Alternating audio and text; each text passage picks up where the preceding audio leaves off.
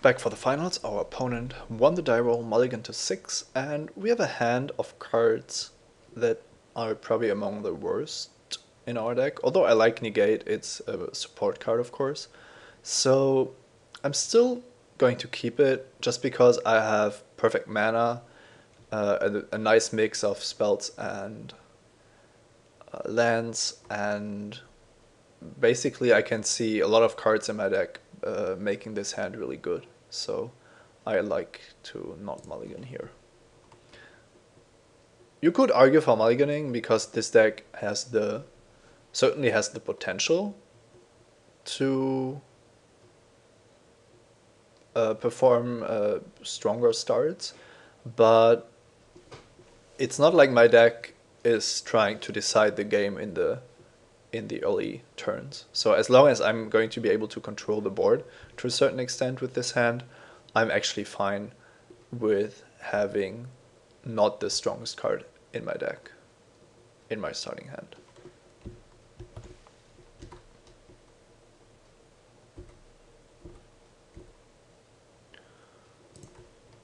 One could get the planes first here, but I want to cast the master anyway, so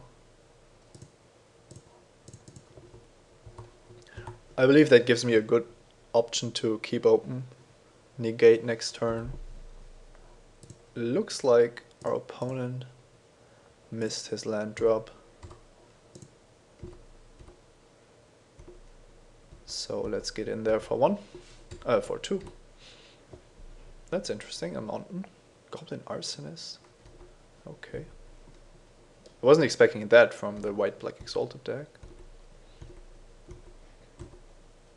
But we drew this Unreal card.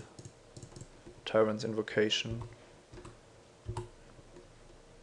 Just too good to be true.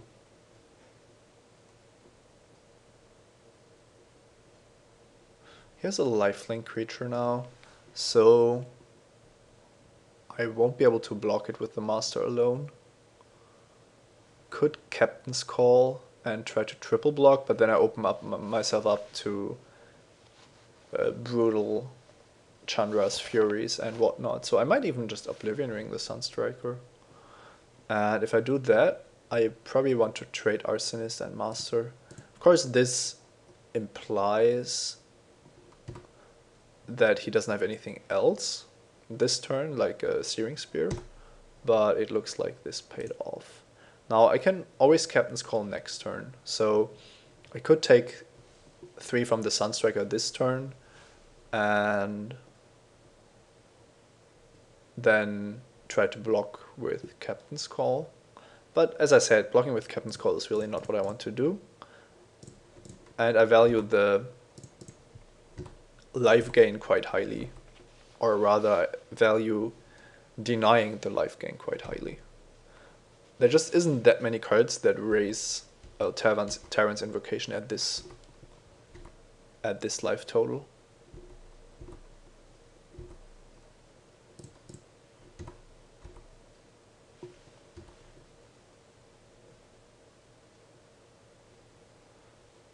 Safe Passage basically preventing 4 damage here. And I think I like to rewind that. I have too many counter spells in a certain way, so even though now I'm not able to counter his best creature, if he has something like, yeah, that's already pretty good, but something like a Servant of Nephrox would be pretty much unbeatable for me, but I think this still worked out fine, even though I'm now kind of lacking in spells.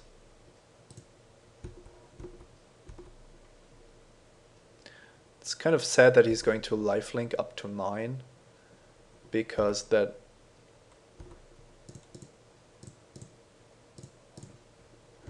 reduces my, well, that means my clock is up to 3 turns. So my plan was kind of thwarted, and I'm probably punished for having been a little bit too greedy with my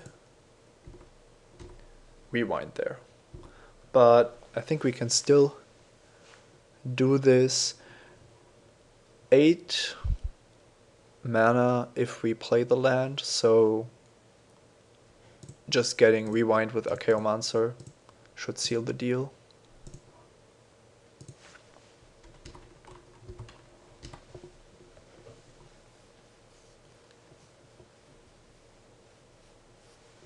And our opponent agrees.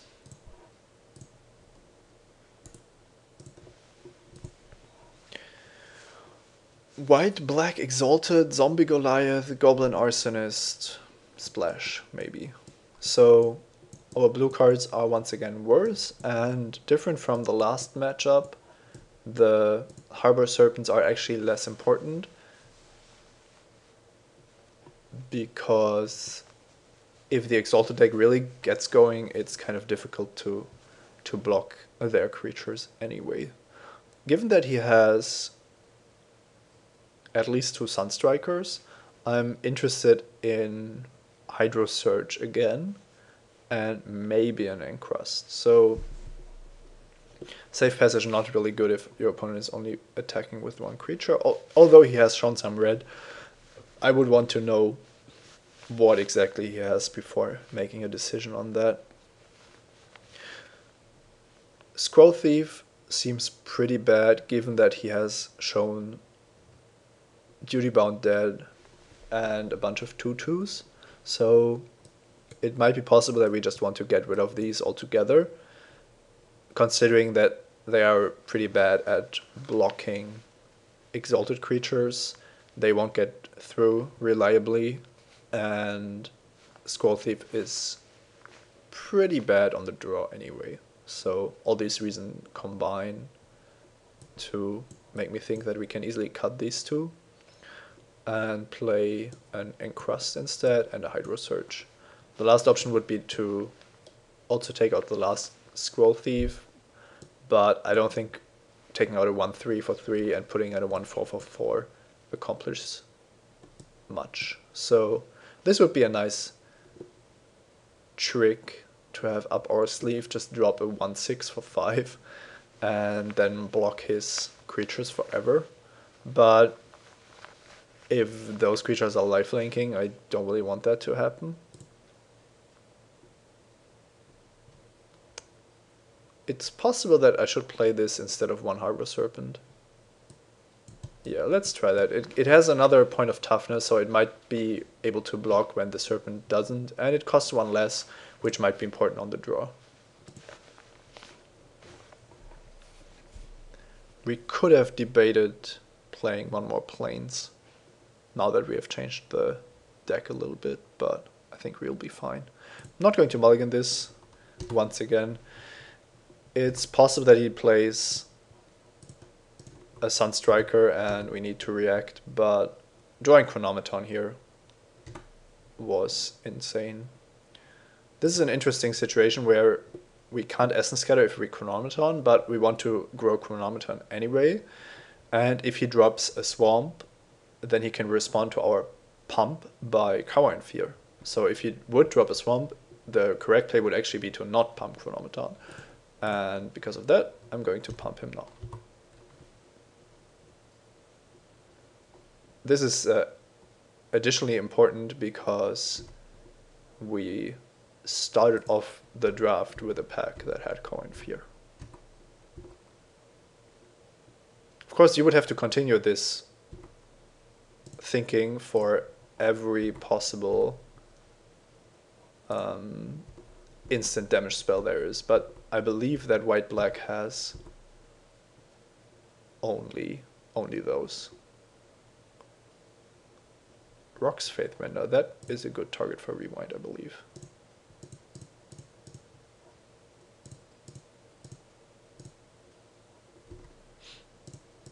I could have used the Rewind later, but it's going to be much easier to keep open Essence Scatter at any point. And Essence Scatter might be quite important here, depending on what he drops. Yeah, it's not the greatest creature, but I want to get going, so...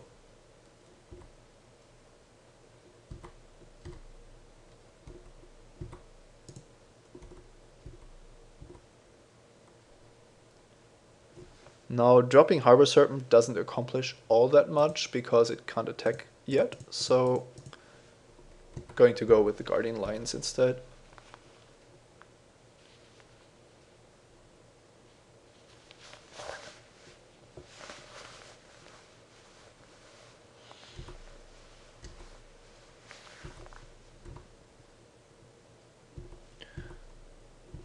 It's possible that he tries to just block and regenerate here, but I'm fine with him spending the mana instead of growing the Chronometon, because it's at a reasonable size at 5/5.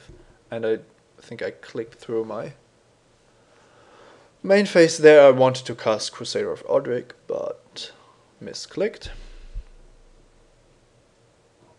That's something which we are going to negate. And which would be kind of awkward to have to beat, although Ansam would probably do it as well.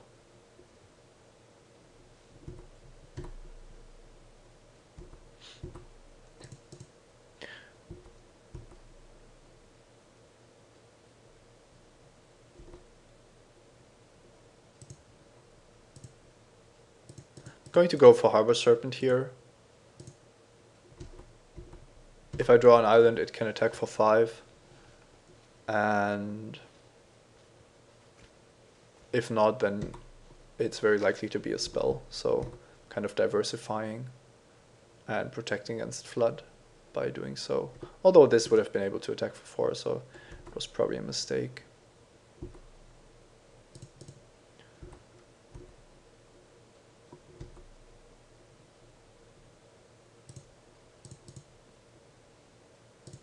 Once again, Arctic Haven is going to be good against potential magma quakes, although we also have the Ansam, so I don't think there's much that's happening here. Okay. It's possible that he has a safe passage. Let's see what we draw here.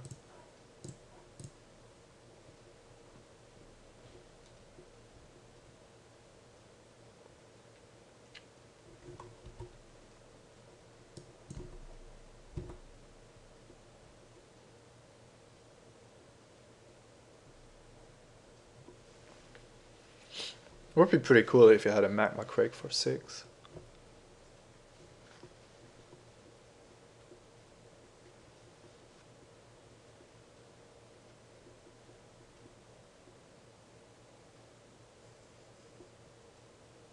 I'm not exactly sure what he's talking about. I think he managed to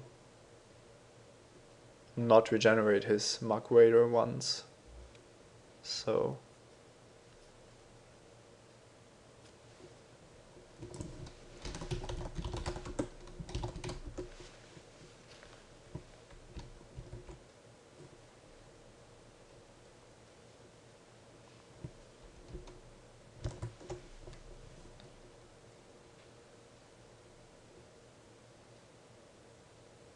and the grand finale is a Volcanic Geyser for 6. Yeah, we saw some of these. My opponent had a little chat with me and then decided to burn himself out. This was another nice showing of a blue-white deck with both semi-aggressive options as well as a lot of control elements.